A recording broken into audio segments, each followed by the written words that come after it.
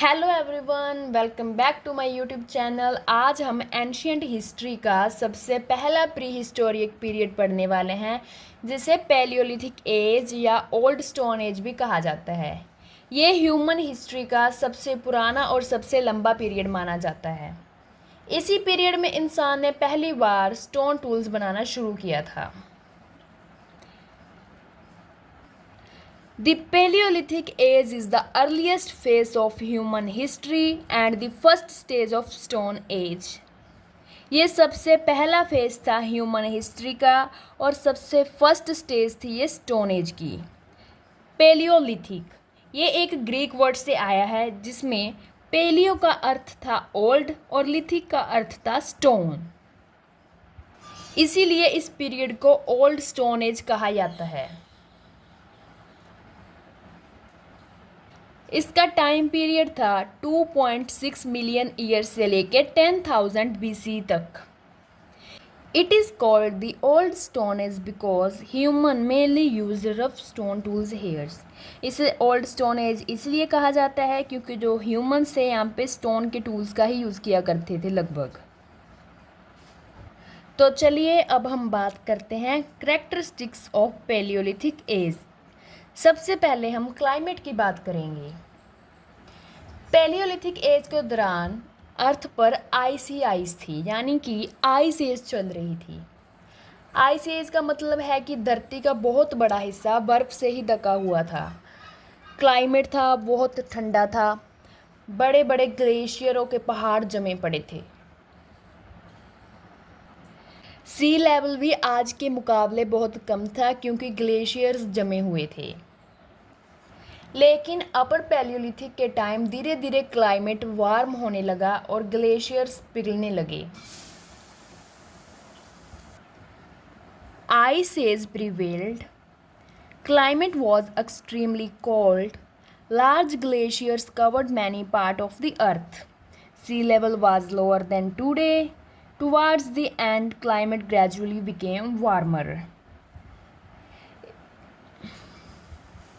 Ice age थी, सभी तरफ बर्फ़ ही बर्फ़ थी, क्लाइमेट बहुत ठंडा था, लार्ज ग्लेशियरों ने अर्थ का आधे से ज़्यादा हिस्सा ढका हुआ था। सी लेवल था आज के मुकाबले बहुत कम था क्योंकि ग्लेशियर जमे हुए थे। Towards the end climate gradually became warmer. जैसे जैसे अपर पैलियोलिथिक की तरफ हम आते गए तो क्लाइमेट ने गर्म होना शुरू हो गया था।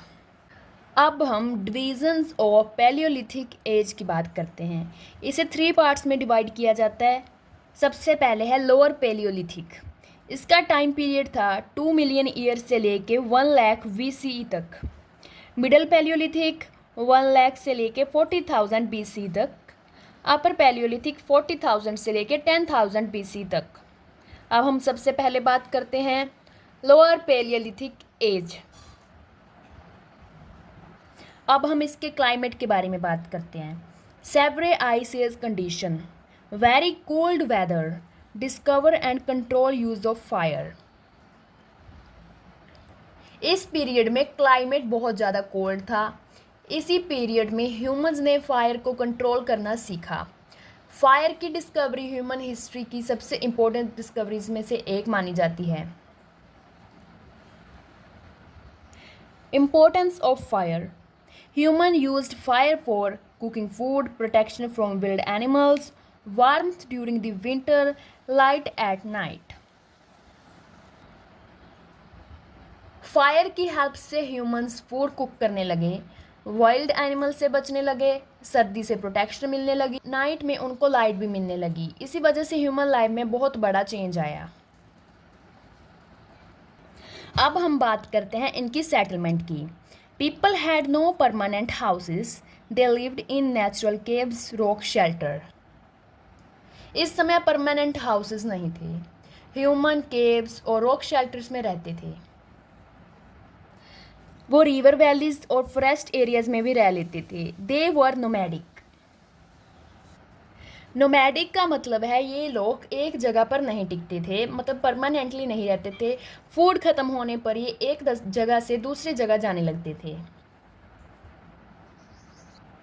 ऑक्यूपेशन, अब हम बात करते हैं इनकी ऑक्यूपेशन क्या थी। There was no agriculture, agriculture बिल्कुल भी नहीं था।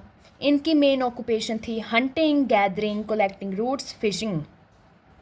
यानी कि ये शिकार करते थे, फूड गैदर करते थे, जड़ें काटते थे। Humans dependent completely on nature, humans प्रकृति के ऊपर ही पूरी तरह से डिपेंडेंट थे। अब हम बात करते हैं इनके टूल्स की।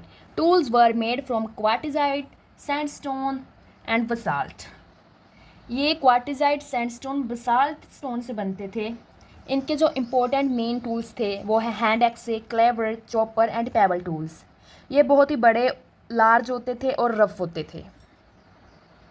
अब हम इनकी इम्पोर्टेंट आर्कियोलॉजिकल साइट्स देखते हैं, जिसमें सबसे पहले आता है वेलन वैली, जो है उत्तर प्रदेश में। Important archaeological reason: stone tools discovered, later evidence of agriculture also found.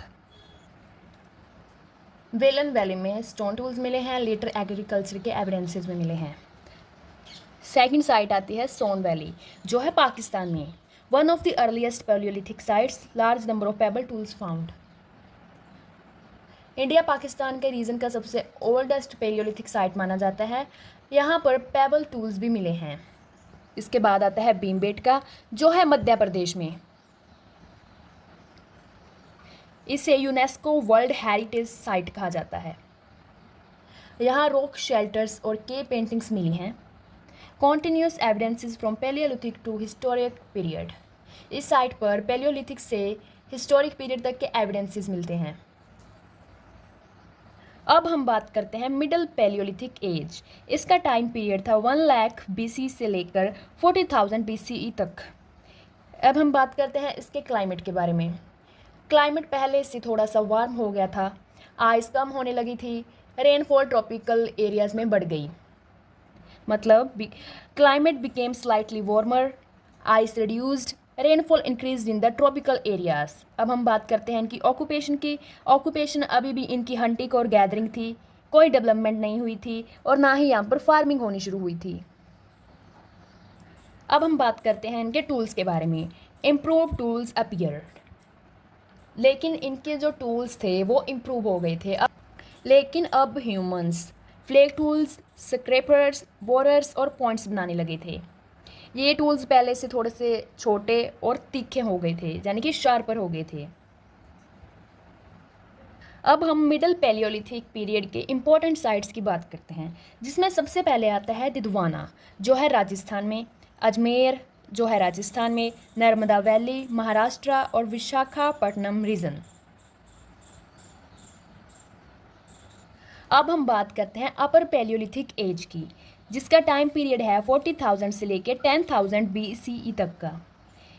अब हम बात करते हैं इसके क्लाइमेट की। Last phase of the ice age, climate became warmer, glacier started melting. Ice age का सबसे लास्ट फेज था, क्लाइमेट वार्म होने लगे थे, ग्लेशियर पिघलने शुरू हो गए थे। अब हम बात करते हैं इनकी सेटलमेंट की। Humans slowly spread into new areas. Humans नई नई जगह पर स्प्रेड होने शुरू हो गए थे। इनकी जो पॉपुलेशन थी वो भी इंक्रीज होनी शुरू हो गई थी। ऑक्यूपेशन अभी भी इनका हंटिंग और गैदरिंग ही था, लेकिन इनकी टेक्निक्स थी जो इम्प्रूव हो गई थी। एनिमल डोमेस्टिकेशन के इनिशियल एविडेंसेस भी यहाँ मिलते थे। बेटर फूड कलेक्शन हो गई थी इनकी। इनके टूल्स हैं ब्लेड टूल्स, फ्लिंट टूल्स, बुरेन्स और bone tools. These were much lighter and sharper. ये टूल्स पहले वाले टूल्स से ज़्यादा हल्के और ज़्यादा शार्प थे। इनकी इम्पोर्टेंट साइट्स हैं वेलन वैली, जिसमें एनिमल्स बोन्स मिली थी, और दूसरी इम्पोर्टेंट साइट है मुच चतला चिंतामनु गावी, जो है आंध्र प्रदेश के कर्नूल में। Evidences of our Palaeolithic occupation. अब हम बात करते हैं सोशल लाइफ की। इनकी सोशल लाइफ कैसी थी? छोटे छोटे ग्रुप होते थे, 20 से 30 जने होते थे उस ग्रुप में। फैमिली सिस्टम जो था वो डेवलप नहीं हुआ था। जो मेंस थे वो शिकार करने जाते थे और वुमेन फूड गैदर करती थी। इस पीरियड में कोई कास्ट सिस्टम नहीं था, लेकिन ह्यूमंस नेचर को रिस्पेक्ट करते थे। अब हम देखते हैं इम्पोर्टेंस ऑफ पैलियोलिथिक एज।